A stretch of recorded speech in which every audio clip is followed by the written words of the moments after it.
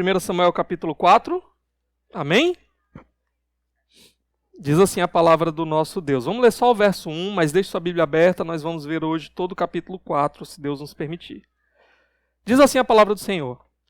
E a palavra de Samuel espalhou-se por todo Israel. Nessa época, os israelitas saíram à guerra contra os filisteus. Eles acamparam em Ebenezer e os filisteus em Afec. Até aqui vamos orar. Ó Deus, obrigado por tua palavra. Obrigado por termos a tua palavra impressa diante de nós. O Senhor nos ensina que somos direcionados como teu povo por meio da tua palavra.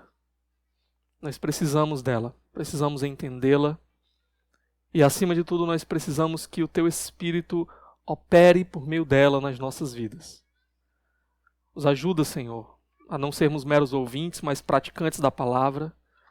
Nos ajuda, Senhor, a respondermos a essa palavra de maneira adequada, de maneira que traz glória ao teu nome, de maneira como o Senhor intenta que nós respondamos. Ó Deus, que nós não venhamos a brincar de sermos crentes, que nós não venhamos, Senhor Deus, a ter um compromisso pela metade com o Senhor, mas que de fato, Senhor Deus, nós sejamos o povo do Senhor, o povo alcançado, comprado pelo sangue precioso de Cristo e que vive no poder do Espírito. Nos abençoa, Senhor Deus, é o que te peço em nome de Jesus. Amém.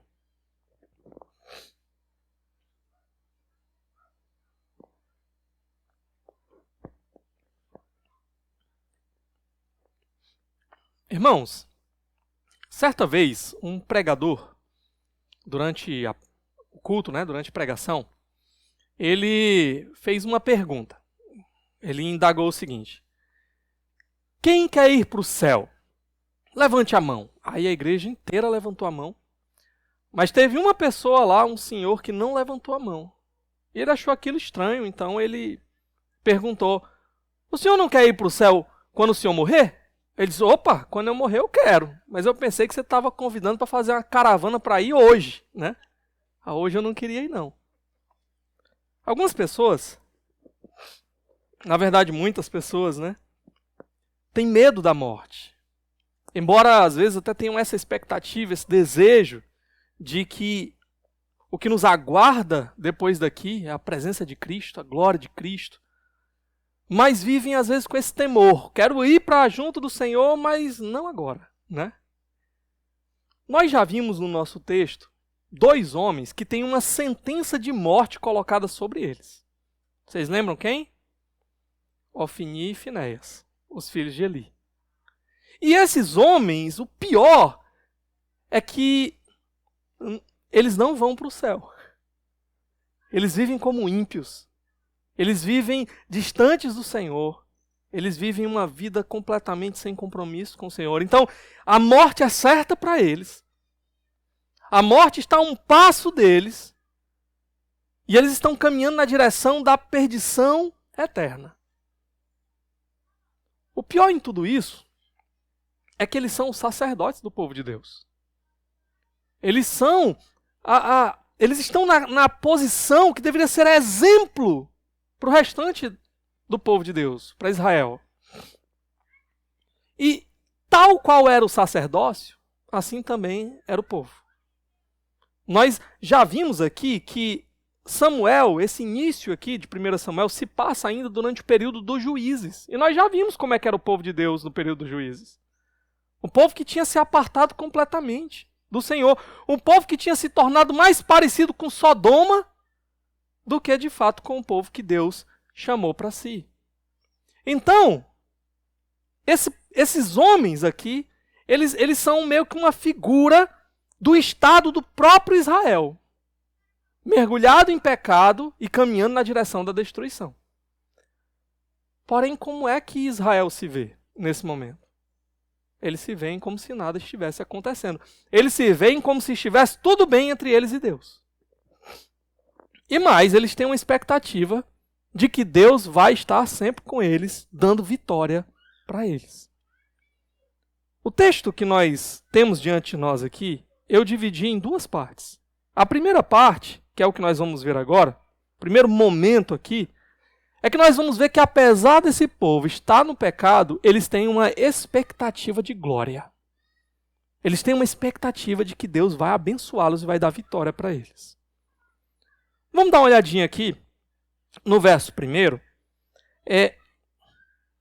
O texto começa assim: e a palavra de Samuel espalhou-se por todo o Israel.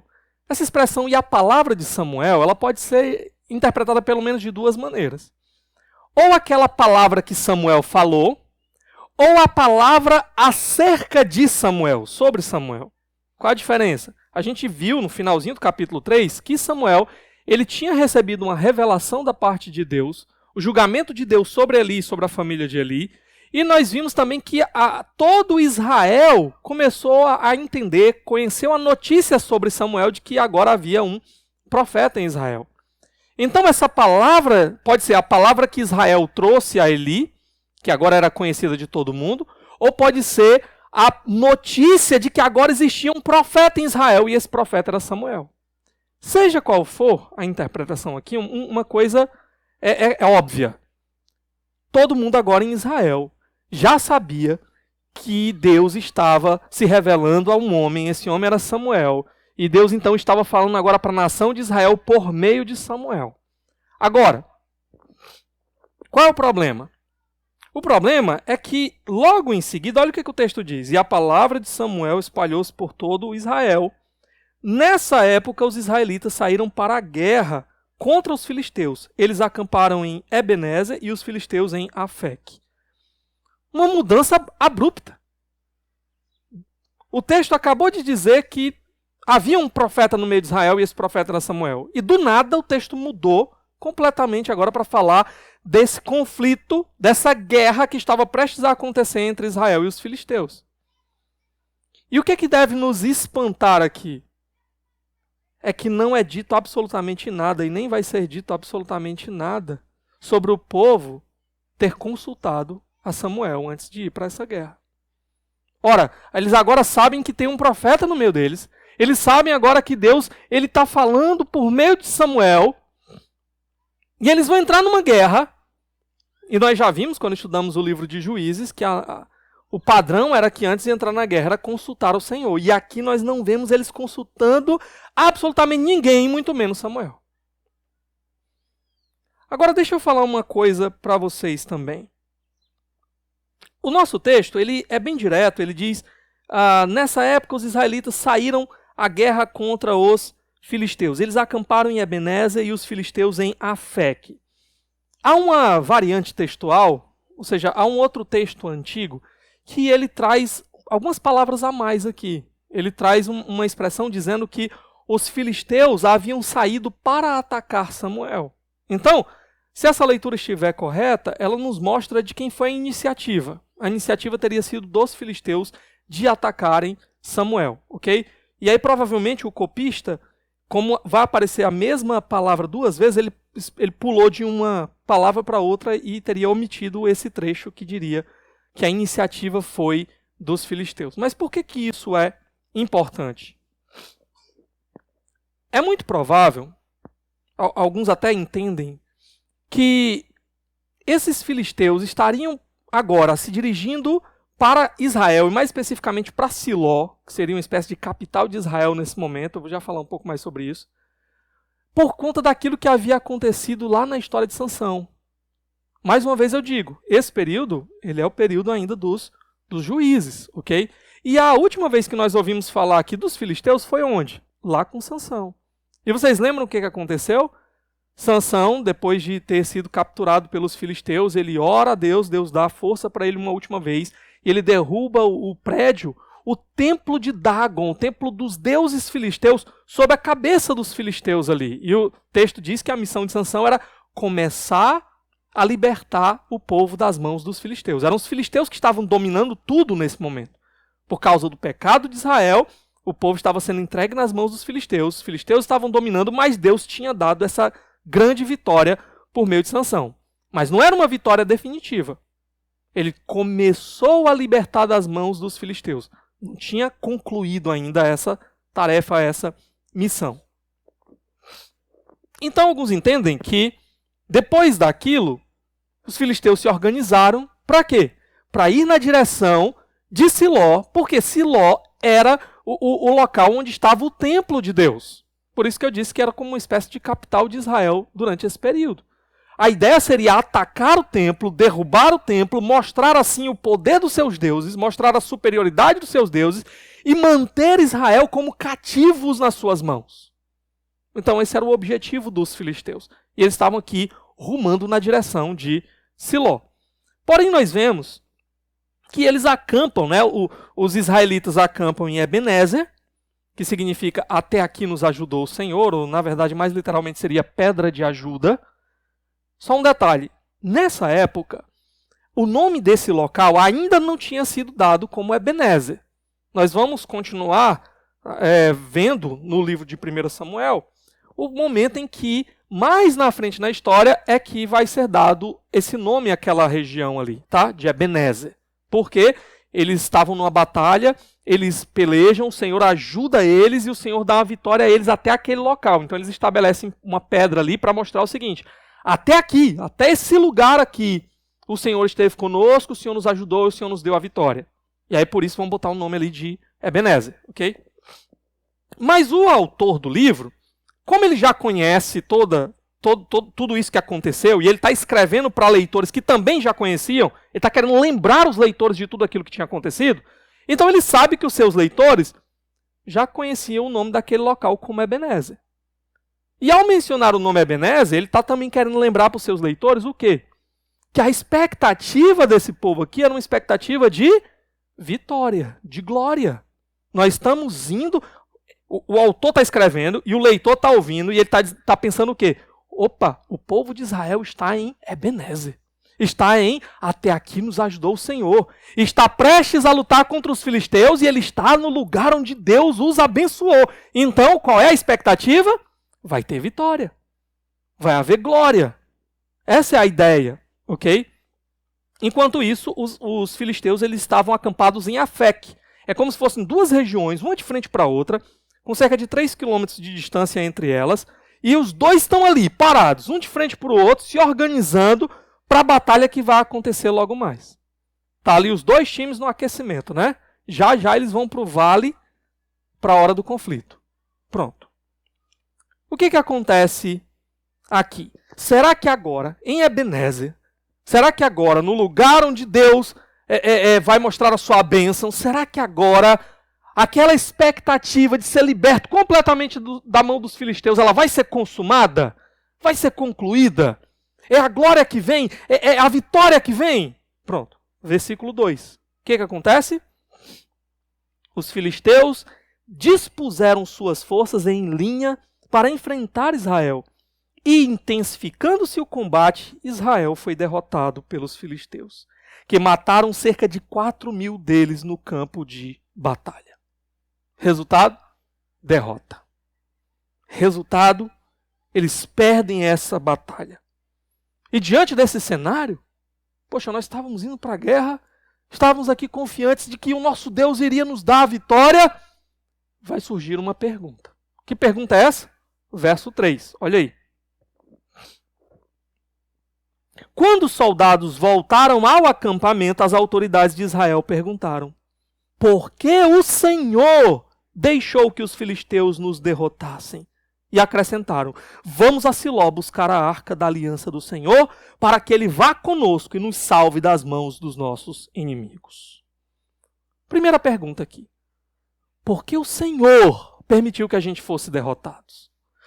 Nota, eles têm uma mentalidade correta. Eles sabem que quem venceu no final das contas não foi meramente os filisteus. Que os filisteus eram mais poderosos e por isso eles foram lá e venceram.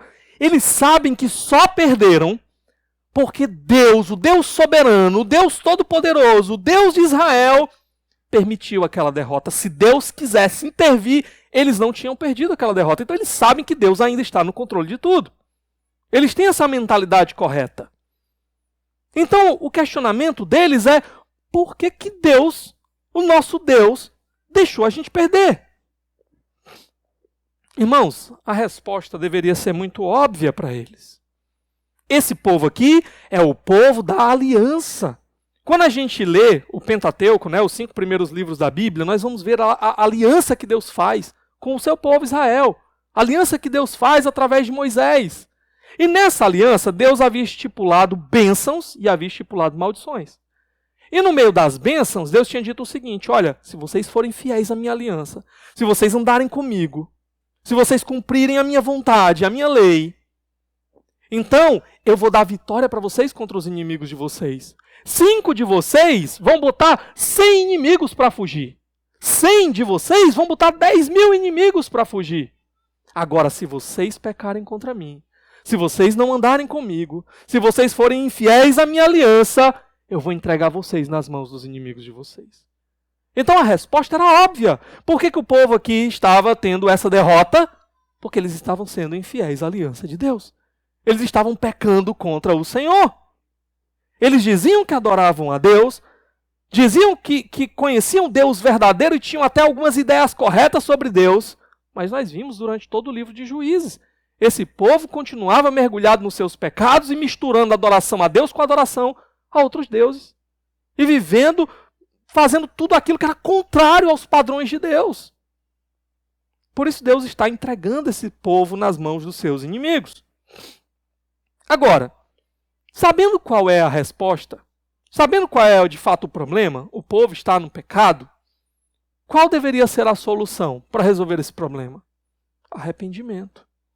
Se voltar para o Senhor, confessar o pecado diante do Senhor e clamar para que Deus os levante dessa situação de pecado, para que eles possam viver a vida que Deus quer para eles. Uma vida de comunhão com o Senhor, fazendo a vontade do Senhor. Esse era o caminho. Só que o povo aqui parece que tem uma ideia melhor. Qual é a ideia deles? A ideia é: vamos trazer a arca do Senhor. Vamos pegar a arca que está lá no templo em Siló. E a arca, ela simbolizava o quê? O trono de Deus. O lugar de onde Deus reina e o lugar onde Deus ele viria para se manifestar no meio do povo de Deus. A arca, feita lá de madeira, revestida com ouro, com aquela tampa de ouro com os 2 querubins em cima, era um símbolo ali desse trono de Deus. Por isso é dito que Deus ele é entronizado acima dos querubins. Então a ideia é: vamos trazer a arca, porque agora Deus vai estar, o trono dele vai estar no nosso meio, Deus vai estar lá guerreando com a gente, e ele não vai deixar que o seu trono seja atacado. Ele não vai permitir que nós sejamos derrotados. Essa é a ideia. Deus vai estar no nosso meio e ele vai nos dar a vitória. Ok? Por que eles têm essa ideia? Por que eles têm esse raciocínio? Se a gente voltasse, não vou pedir para você abrir lá, você pode até abrir depois se você quiser, mas se a gente fosse lá para Josué capítulo 6, versos do 6 ao 13, nós íamos ter aquela batalha de Jericó, aquela cidade com seus muros intransponíveis, que o povo de Deus não conseguia ultrapassar para ter vitória ali. O que foi que aconteceu? O povo, em obediência ao Senhor, decidiu fazer o que Deus mandou. Eles decidiram dar aquelas 7 voltas em torno da cidade, só que eles não só deram essas 7 voltas. O que eles carregavam enquanto eles andavam em torno da cidade? A arca do Senhor. E o que foi que aconteceu depois que eles cumpriram lá tudo que Deus tinha mandado com a arca nas mãos? As muralhas caíram. E eles venceram aquela batalha. Então eles lembraram: opa, quando a arca estava com a gente no meio da batalha, a gente ganhou. Só que mais do que isso, há uma situação, e essa aqui eu vou ler para vocês, em Números, capítulo 14, verso 41 a 45, que também é interessante, pode ter vindo à mente deles aqui. Números 14, do 41 ao 45. Olha o que o texto diz. Moisés, porém, disse: por que vocês estão desobedecendo a ordem do Senhor? Isso não terá sucesso. Não subam, porque o Senhor não está com vocês. Vocês serão derrotados pelos inimigos, pois os amalequitas e os cananeus os enfrentarão ali e vocês cairão à espada. Visto que deixaram de seguir o Senhor, ele não estará com vocês. Apesar disso, eles subiram desafiadoramente ao alto da região montanhosa, mas nem Moisés, nem a arca da aliança do Senhor saíram do acampamento. Então os amalequitas e os cananeus que lá viviam desceram, derrotaram-nos e os perseguiram até Hormá. O que aconteceu aqui? Vocês pecaram contra o Senhor, Moisés disse. Vocês não estão andando com o Senhor, por isso não vão para essa batalha porque vocês vão perder. Era a consequência das maldições da aliança, né? Agora a grande questão é a seguinte, o detalhe, mesmo assim eles foram, mas quem que não foi com eles? Moisés e a arca. Então qual é a ideia?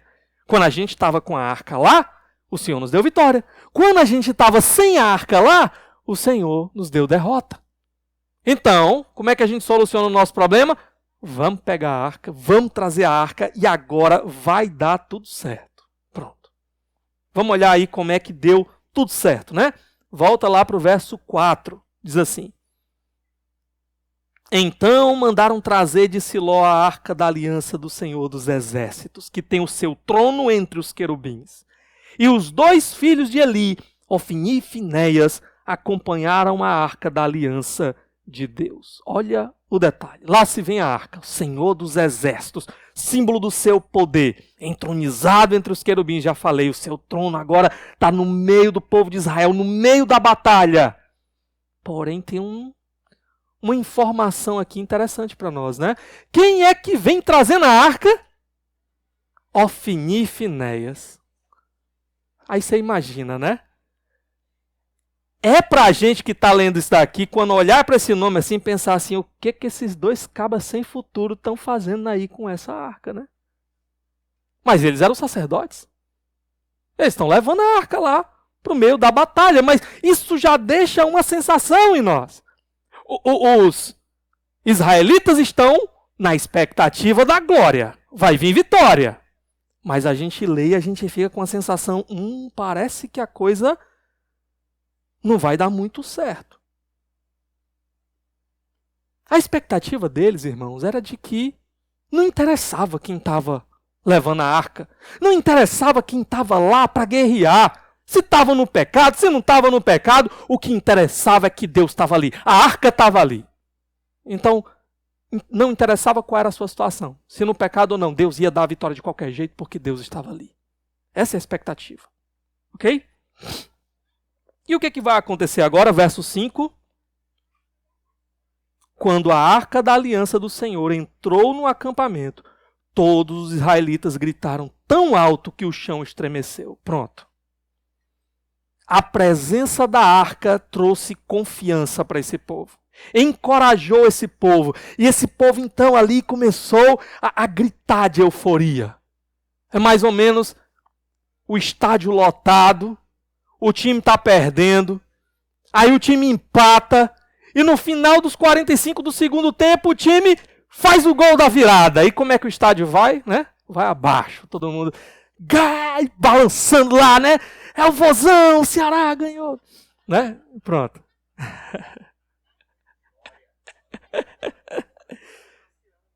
Pronto, chega, estremeceu as bases, né? O povo agora está encorajado. Mas, qual é a ideia? Deus chegou para guerrear. Deus chegou no meio do povo para guerrear. Agora, olha aí os versos 6 e 7 comigo. Os filisteus, ouvindo os gritos, perguntaram: o que significam todos esses gritos no acampamento dos hebreus?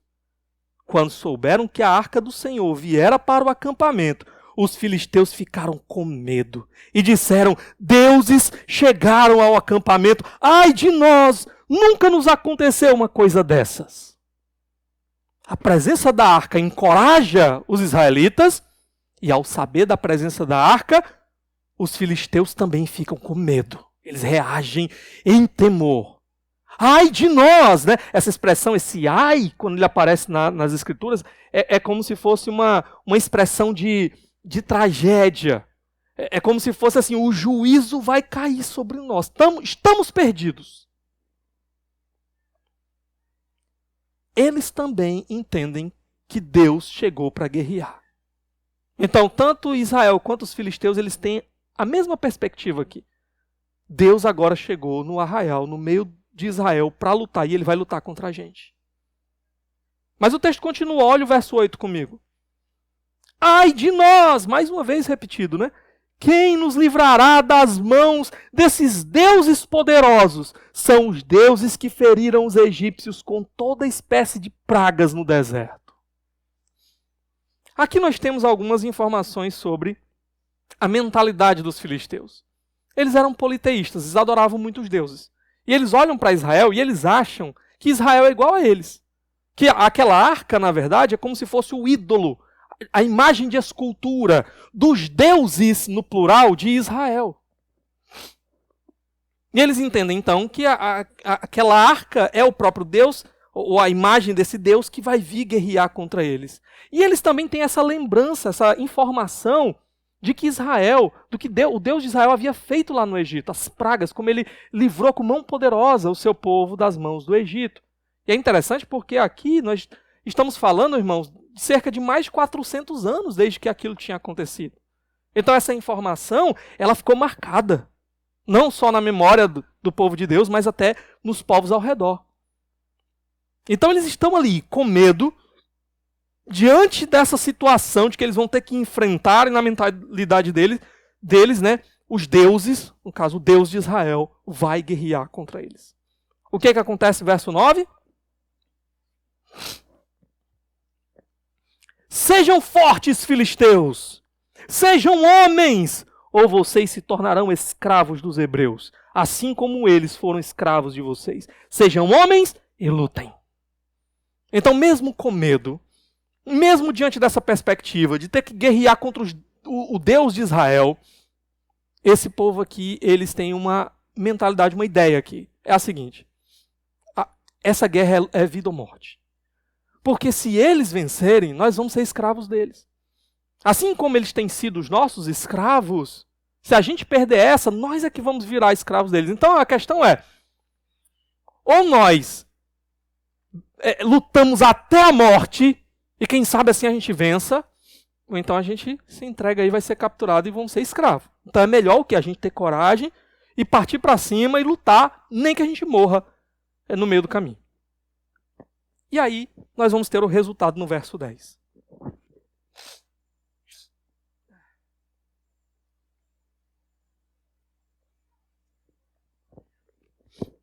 Um pouquinho de alergia aqui, irmãos. Mas vamos ver o que dá o verso 10. Então os filisteus lutaram, e Israel foi derrotado. Cada homem fugiu para a sua tenda. O massacre foi muito grande. Israel perdeu 30.000 homens de infantaria. Pronto. O resultado, derrota absoluta. O grande número do exército de Israel cai aqui nessa derrota. Achavam que agora não tinha como perder. Deus estava com eles. A expectativa era de glória, mas terminou em derrota.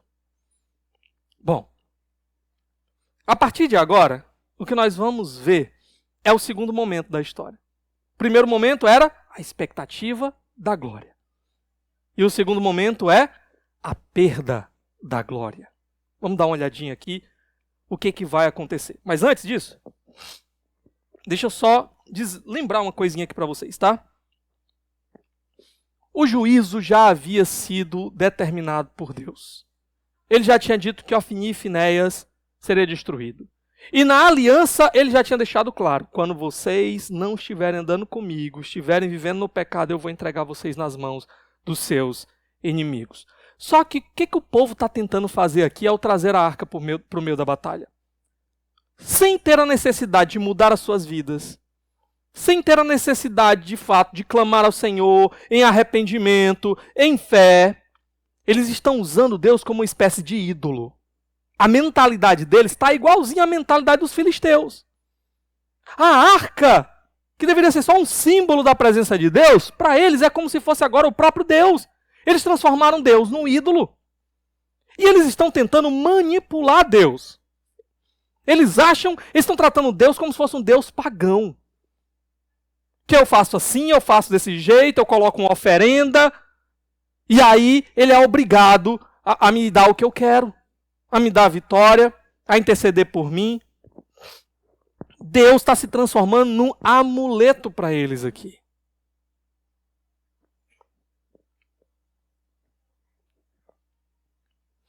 O que vai acontecer? Verso 11. A arca de Deus foi tomada, e os 2 filhos de Eli, Ofni e Finéias, morreram. Pronto. A ideia da arca sendo tomada aqui é a ideia da arca indo para o exílio. É a ideia da presença de Deus agora sendo retirada da sua terra, do seu povo, indo para um povo estrangeiro, para uma nação estrangeira. Como se Deus tivesse sido capturado pelos filisteus. E nós temos aqui também o cumprimento da profecia, que tinha dito que Ofni e Finéias morreriam os 2 no mesmo dia. E aquilo seria um símbolo de que Deus de fato estava eliminando a casa de Eli daquela função de sumo sacerdote. Pronto. O que mais? Verso 12. Naquele mesmo dia, um benjamita correu da linha de batalha até Siló, com as roupas rasgadas e terra na cabeça. A notícia daquela batalha vai chegar agora lá em Siló. Um benjamita, nessa sua corrida aqui, irmãos, foram cerca de 30 quilômetros, um pouco mais de 30 quilômetros, num terreno acidentado, então foi algo realmente bem desgastante, ele chegou ainda no mesmo dia. E um detalhe interessante é que, olha a fisionomia dele, a descrição de como ele está. Roupa rasgada e o que mais? Terra na cabeça. Isso aqui, irmãos, era obviamente uma postura de lamento. Quando o povo de Deus estava diante de uma tragédia, o que eles faziam? Rasgavam suas vestes, botavam pó na cabeça. Então esse homem chegando esbaforido ali em Israel, com a sua roupa rasgada e pó na cabeça, todo mundo ia olhar para ele e já sabia. Está chegando notícia ruim. Está chegando para nós agora notícia de tragédia. Bom, como é que essa notícia ela vai ser recebida? Olha o verso 13. Quando ele chegou, Eli estava sentado em sua cadeira, ao lado da estrada.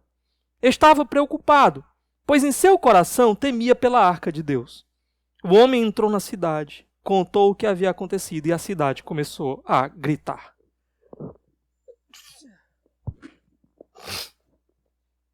Pronto. Eli mais uma vez entra em cena. E Eli aqui...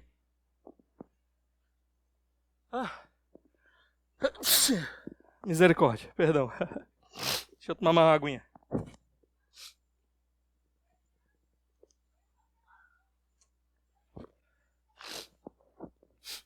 Pronto, vamos tentar.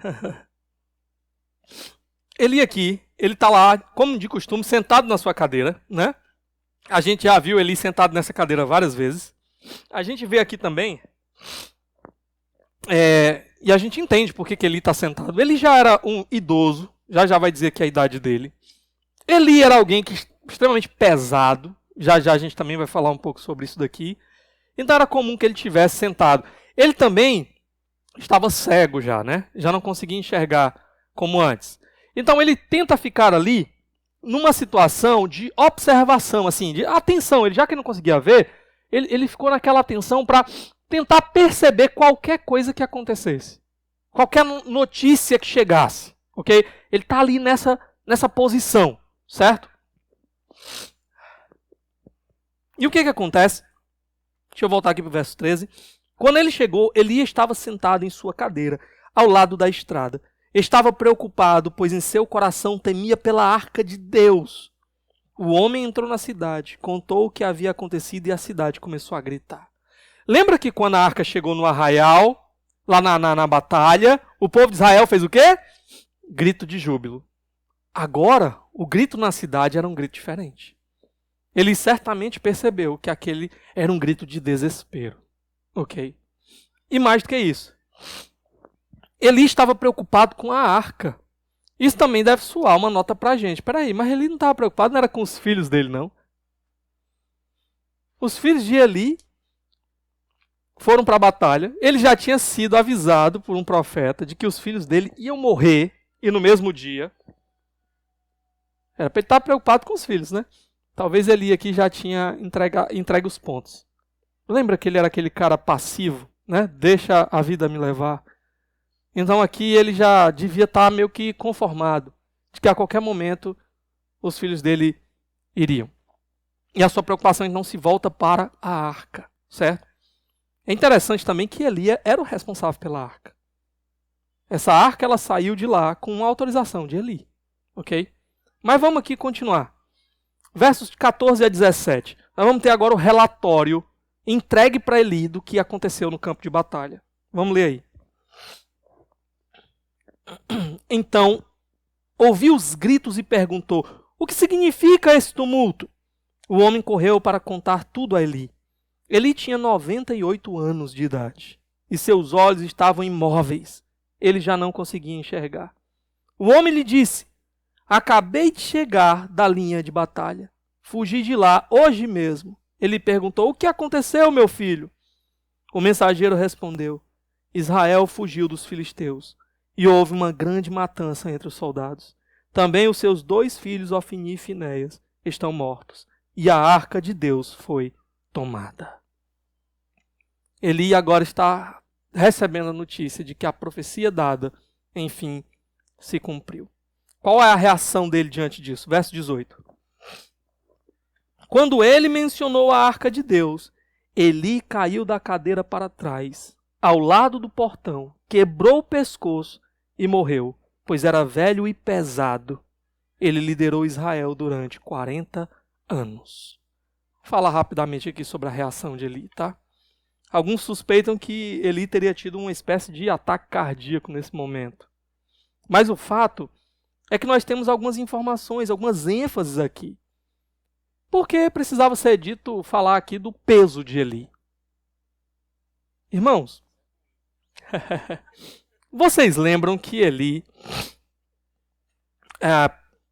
os filhos de Eli estavam engordando com as ofertas que eram do Senhor? Quem é que estava participando disso? Eli também. Na sua passividade. E aqui é como se o autor quisesse retratar para nós que parte da razão da sua morte aqui não apenas foi ele ter sido omisso e permitido que os filhos tivessem feito aquilo, mas que a própria participação dele naquele pecado trouxe a consequência da morte para ele agora. O peso dele, né, fez com que ele quebrasse seu pescoço. Basicamente é isso aqui. Outra coisa. Aqui diz que ele liderou Israel por 40 anos, e aqui a mesma expressão para a palavra juízes. É como se Eli foi juiz sobre Israel durante 40 anos. Então, ele é aquele que estava ali na sua passividade, ao invés de liderar o povo na direção do Senhor, estava conduzindo o povo e permitindo que o povo continuasse nessa situação espiritual de tragédia, que conduziria à própria morte do povo. Na sua missão, Eli permitiu que Israel continuasse afundando cada vez mais no pecado, na miséria, na desgraça, na derrota. Mas um outro detalhe aqui sobre o peso de Eli é que a palavra peso, ela tem a mesma raiz da palavra glória. Então, a palavra glória, kabod ou kavod, a palavra peso é kaved ou kabed, ok? E isso aqui vai ter uma relação importante para nós. A gente já viu que Eli ele honrava mais os filhos do que a Deus. Ele dava mais glória à sua autogratificação e aos seus filhos do que a Deus. E o seu peso era um símbolo disso. Mas vamos continuar aqui, tá? Eli aqui também lembra muito os filisteus. A pergunta que ele faz é a mesma pergunta, basicamente, que os filisteus fizeram. Os filisteus, quando estavam no campo de batalha, perguntaram o quê? Que barulho é esse? No acampamento de Israel. E Eli agora, ao ouvir os gritos da cidade, pergunta: que barulho é esse? No meio do povo de Deus. Os filisteus, eles temeram, ficaram apavorados com medo. O que Eli faz também? Se desespera, a ponto de morrer, de cair e morrer. Mas vamos ver aqui o que acontece também no verso 19. Sua nora a mulher de Finéias estava grávida e perto de dar à luz, quando ouviu a notícia de que a arca de Deus havia sido tomada e que seu sogro e seu marido estavam mortos. Entrou em trabalho de parto e deu à luz, mas não resistiu às dores de parto. Enquanto morria, as mulheres que a ajudavam disseram: não se desespere, você teve um menino. Mas ela não respondeu, nem deu atenção. Era para ter lido só até o verso 19. Mas tudo bem. Aqui, irmãos, preste só atenção numa coisa, tá? A nora de Eli entra em cena. E com isso a gente descobre mais um pecado dos filhos de Eli. A gente já tinha visto que eles usavam as ofertas como se fossem para eles, profanando as ofertas de Deus, desonrando a Deus. Eles não ligavam para o que Deus exigia do povo, né? Eles não adoravam a Deus. A gente já viu que eles eram desobedientes ao seu pai também. A gente já viu que eles tinham relações com as mulheres que serviam na porta do templo de Deus. E agora, ao descobrir que Finéias, por exemplo, era casado, a gente descobre que ele, além de tudo, era adúltero também. Ok? O que acontece? Mais uma vez nós temos a cena de uma mulher em perigo, morrendo, na verdade, por causa das decisões erradas, precipitadas, pecaminosas dos homens que deveriam guiá-las, protegê-las, cuidar delas, preservá-las. A mesma cena que nós vimos tantas vezes no livro de Juízes, se repetindo aqui. Outro detalhe, o menino, ele sobrevive, mas antes disso, vamos olhar aqui os versos já finais do verso 20 até o verso 22. Enquanto morria, as mulheres que a ajudavam disseram: não se desespere, você teve um menino. Mas ela não respondeu nem deu atenção. Ela deu ao menino o nome de Icabode e disse: a glória se foi de Israel, porque a arca foi tomada e por causa da morte do sogro e do marido. E ainda acrescentou: a glória se foi de Israel, porque a arca de Deus foi tomada. Alguns detalhes aqui, tá? A alegria do nascimento, o filho nasceu, é substituída aqui pela desesperança completa. Ao tentar encorajar aquela mulher, as parteiras dizem: não se desespere, o seu filho nasceu. Mas diz que ela não deu atenção. Ela já estava em profundo desespero, a ponto de que aquilo que deveria ser um sinal de alegria para ela, já não havia mais motivo para comemorar. Porque a gente pode olhar para isso e dizer assim: que pessoa insensível, porque apesar de tudo, o filho dela tinha nascido. Mas, meus irmãos, deixa eu dizer uma coisa para vocês. Ao ter a arca tomada, o entendimento de Israel era: Deus nos abandonou, Deus não está mais no meio de nós. E sabe o que vai acontecer com a gente? Desgraça completa. Os filisteus vão chegar aqui em Siló, eles vão arrasar tudo, eles vão nos matar, eles vão nos capturar, aqueles que eles não mataram eles vão levar como escravos. É isso que vai acontecer, por isso essa mulher está nesse desespero. Por isso Eli, ao ouvir sobre a arca ter sido levado, ficou tão desesperado que caiu para trás e morreu. Simbolizava isso aqui, irmãos, que está tudo perdido. Agora só resta miséria, morte e desgraça. Juízo. E não tem a quem a gente recorrer mais, porque Deus não está mais no nosso meio. Deus nos abandonou. Outra coisa interessante, a primeira vez que nós nos encontramos com Eli foi lá no capítulo 1, quando ele estava lá diante de Ana, diante do pedido de um nascimento, não é? O nascimento de Samuel. Agora, a última vez que Eli vai aparecer para nós é diante da sua própria morte, que é seguida por mais um nascimento, o nascimento do seu neto. Mas esse nascimento não traz um sinal de bênção. Esse nascimento traz um sinal de que a família de Eli realmente não seria exterminada por completo, mas que não haveria, assim como havia sido profetizado antes, não haveria mais paz na família de Eli. Apenas tragédia na família de Eli. Nos dois casos, Eli estava lá diante dos portões. Outra coisa.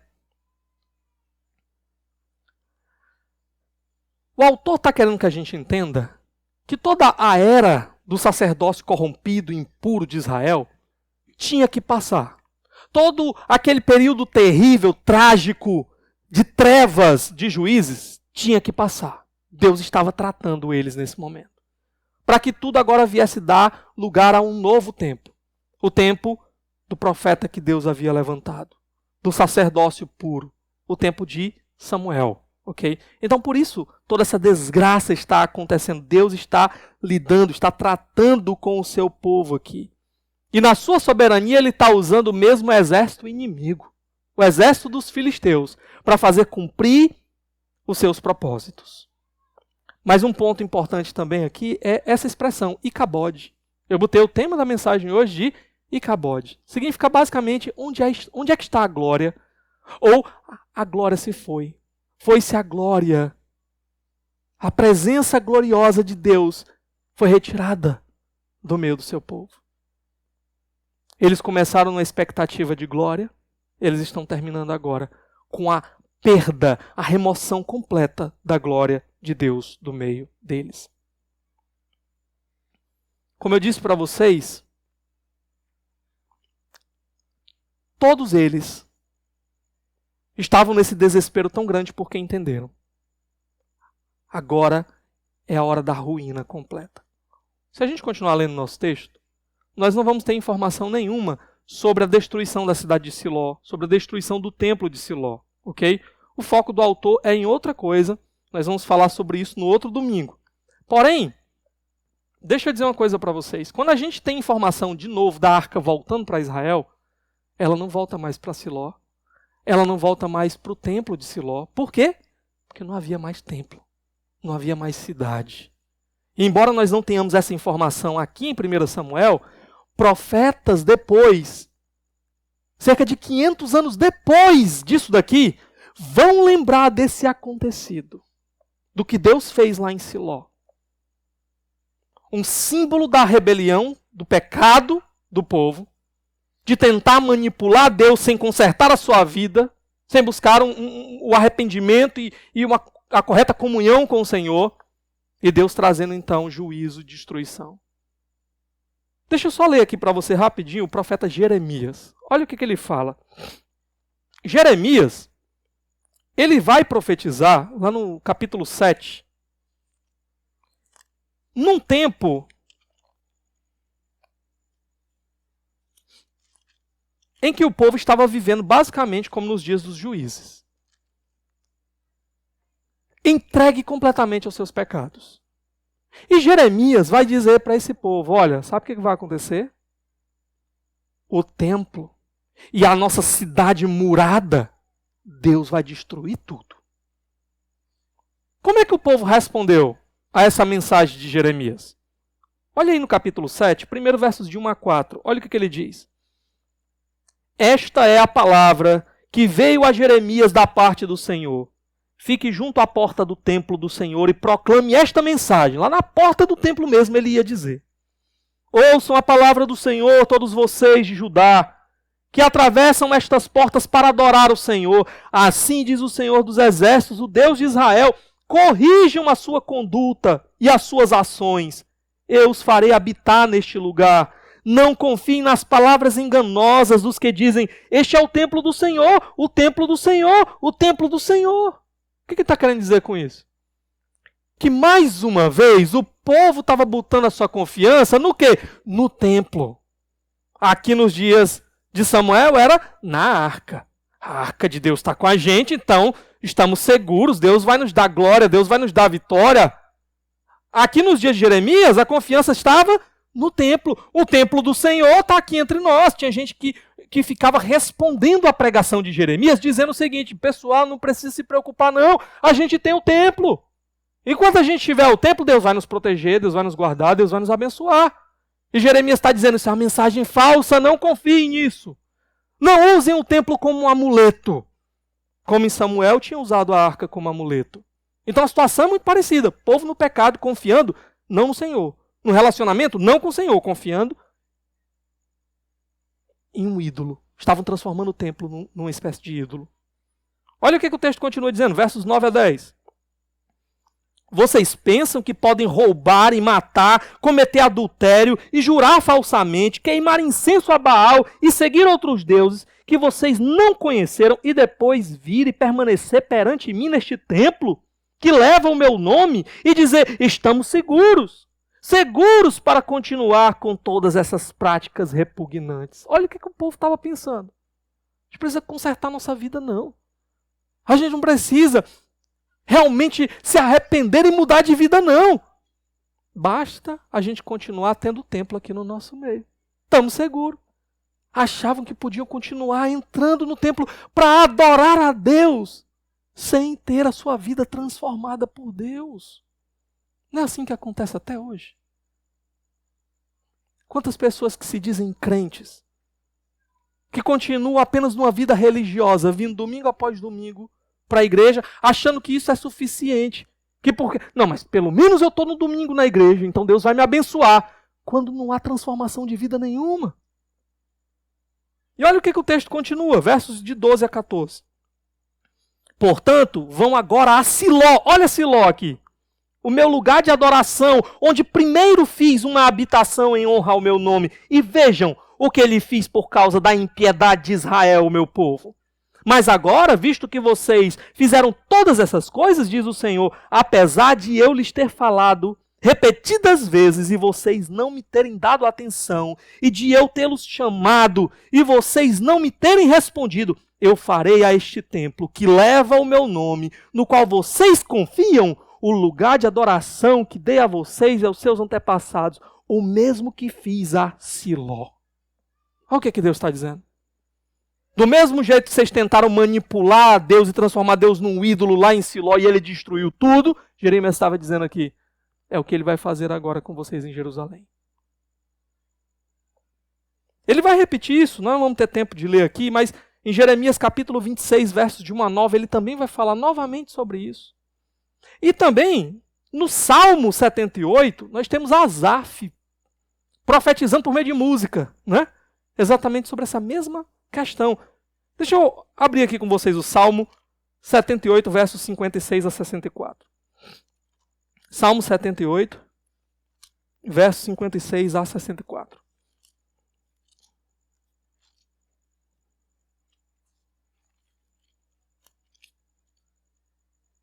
Olha o que ele diz.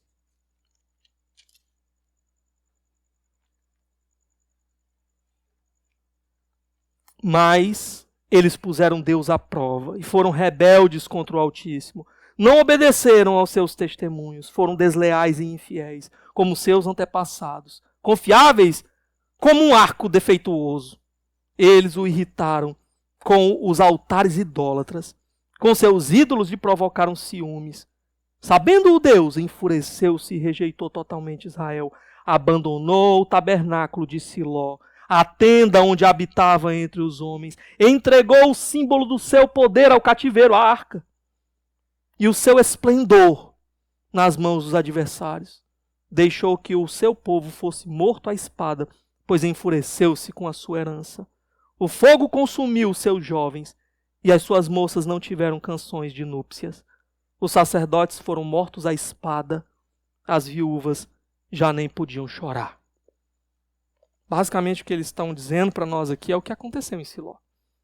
Destruição completa. Cidade foi incendiada. Jovens foram mortos. Aquelas que tinham acabado de casar não tiveram tempo de ir para a lua de mel. Sacerdotes mortos a fio de espada, nós vimos Ofni e Finéias. No final das contas, não deu tempo nem do povo chorar os seus próprios mortos. O que a gente aprende, meus irmãos, com tudo isso daqui? Primeiro, Deus disciplina o seu povo. Deus disciplina o seu povo. O autor de Hebreus vai dizer que Deus açoita o filho a quem ele ama. Por quê? Porque ele quer trazer de volta para o caminho certo. Ele vai dizer, se você estiver sem disciplina, cuidado. Pode ser um sinal de que você não é filho de Deus. Aquele que peca e parece que nenhuma consequência acontece. Parece que nada está acontecendo, parece que Deus não está vendo. O autor de Hebreus vai dizer, cuidado. Aí é que o seu alarme, né, deveria soar com maior intensidade. Porque Deus não está tratando você como um filho, e sim como um bastardo, ao permitir que você continue andando no seu pecado sem disciplina. Sabe, meus irmãos, quando a gente lê Apocalipse, tem lá uma parte que, logo no início, né, das cartas às igrejas, cartas às 7 igrejas. E sabe o que é dito lá muitas vezes? Se você não se arrepender, se você não voltar do lugar onde você caiu, sabe o que eu vou fazer? Eu vou apagar o seu candeeiro. Igrejas que se apartam do Senhor e começam a andar em desobediência ao Senhor, seguindo por caminhos que não eram os caminhos do Senhor, sem arrependimento, Deus disse, eu vou entregar vocês a vocês mesmos, até o ponto em que vocês vão deixar de existir, porque já não são mais minha igreja. Deus disciplina. E qual melhor é andar com o Senhor do que sofrer a sua disciplina? Uma outra coisa, meus irmãos, Deus não se deixa manipular. Ele não vai apoiar você em seus pecados, simplesmente porque você cumpre alguns rituais religiosos. Não ache que porque você é batizado, porque você dá o dízimo, porque você vem no culto no domingo, isso é suficiente diante de Deus, e por isso Deus vai estar com as mãos estendidas para abençoar você. Deus não é um ídolo manipulável. Deus não é um ídolo pagão. É com os deuses pagãos que você faz isso. Não com o Deus de Israel. Deus não permite. Deus, Ele quer vida nova.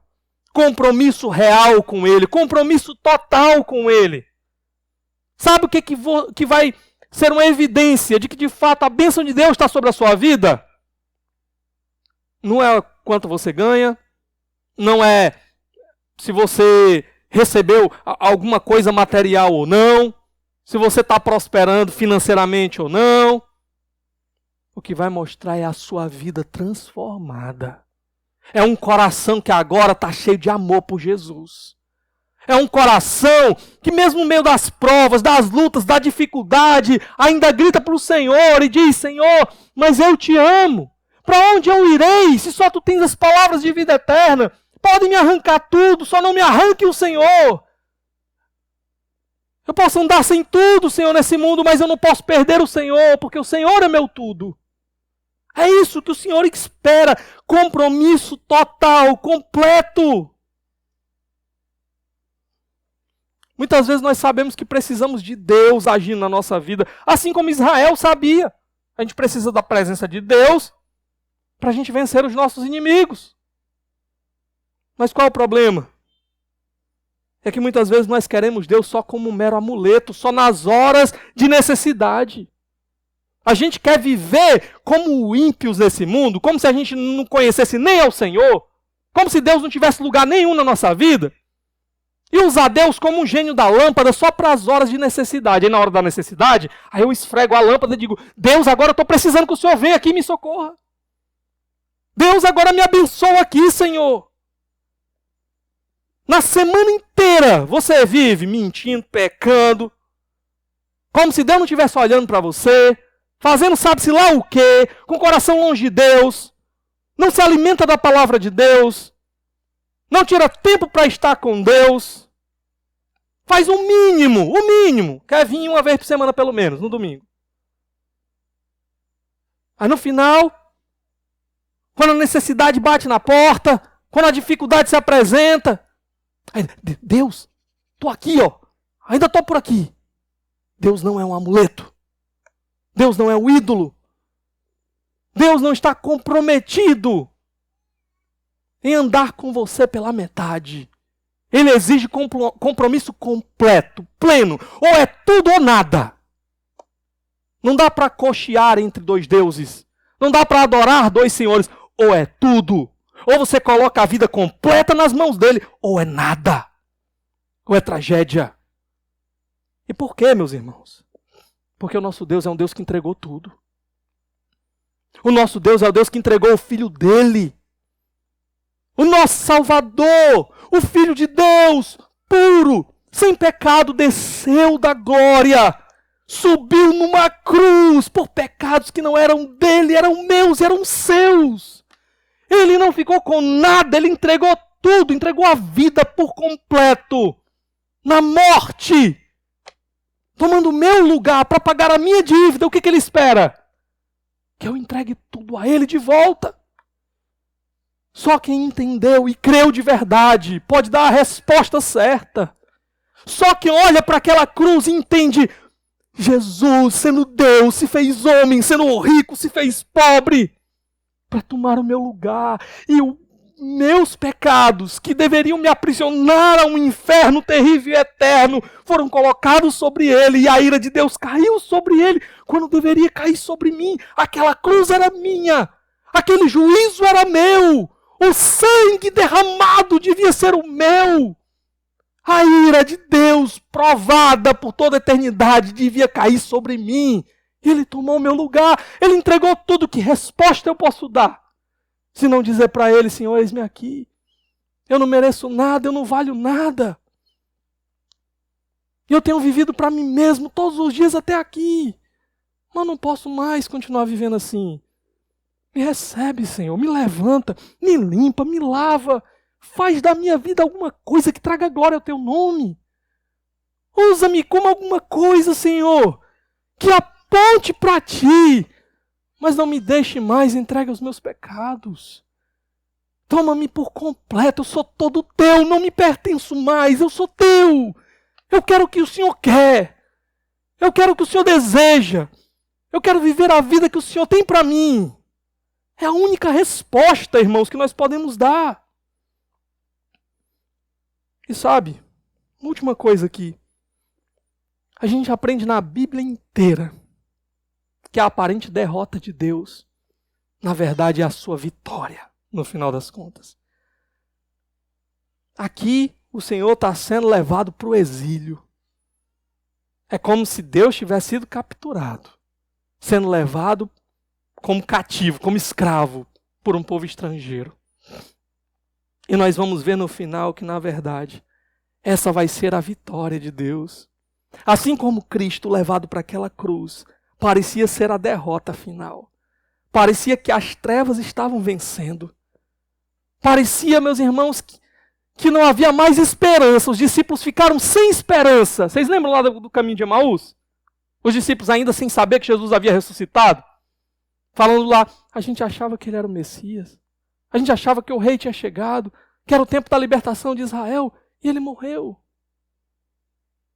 A aparente derrota, a cruz, a verdade é a grande vitória do Filho de Deus. Ali ele derrotou a morte.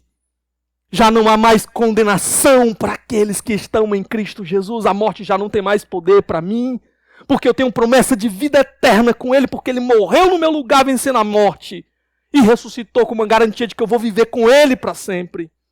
Ali ele venceu o meu pecado. Ele me deu agora o poder do Espírito para dizer: não, eu não quero mais, eu não vou me entregar mais, eu não preciso mais obedecer aos chamados, aos convites do pecado. Eu posso viver uma nova vida porque ele venceu o pecado por mim. Ali ele derrotou todos os meus inimigos. A arca vai para o exílio. E o que acontecerá? É o que nós vamos ver na próxima mensagem. Vamos orar nesse momento?